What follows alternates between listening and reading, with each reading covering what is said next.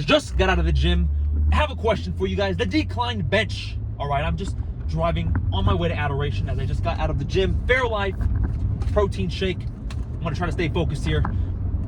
Do you find that your decline bench numbers are worse than your flat bench number? Because I would imagine the decline bench is easier than the flat bench. You have less of a range of motion. Your chest is a little higher.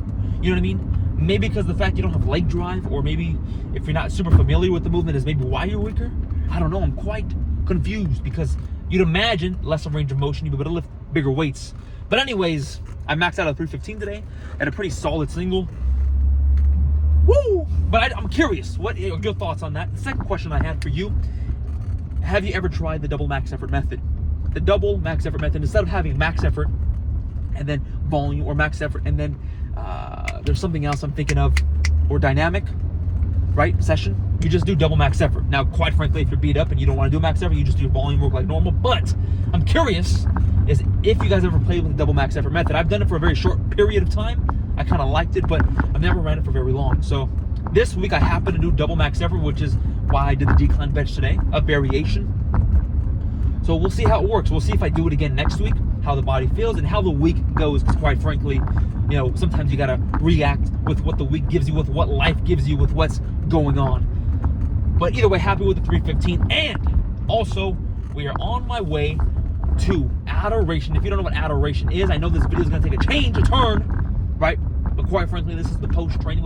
This is what's happening post-training. Adoration. That is in the Catholic faith, when the body and blood of Jesus Christ is put in a monstrance and you stand before it. Now, the question is have you ever thought about the fact that the Bible claims that Jesus is a real person, not a story, right? Because the Bible sounds like a story. It sounds crazy. It sounds a guy was walking on water, and a guy was multiplying food, and a guy rose from the ground and went into heaven. You know what I mean? Claiming that a man rose from the dead and became back to life. You know what I mean? That turned water into wine. It sounds like a movie. It sounds like fairy tale. And I'm not trying to make it a light out of the situation, but have you ever thought about the fact that they're claiming that he is as real as your buddy next to you, or your brother or your sister, that you can reach out and give a hug? Imagine if the Son of God, a man who was God, was real and on the earth. That is crazy. Right now, it's not really hitting me, but sometimes it does hit me.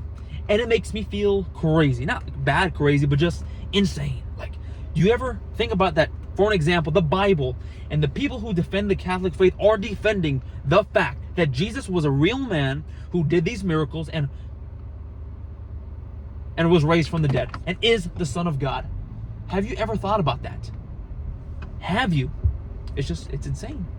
It's insane. It's not like a story. It's like real. Like, imagine.